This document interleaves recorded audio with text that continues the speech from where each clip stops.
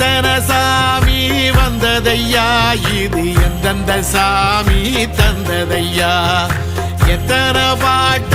சொன்னதையா அத சுத்துற பூமி கண்டதையா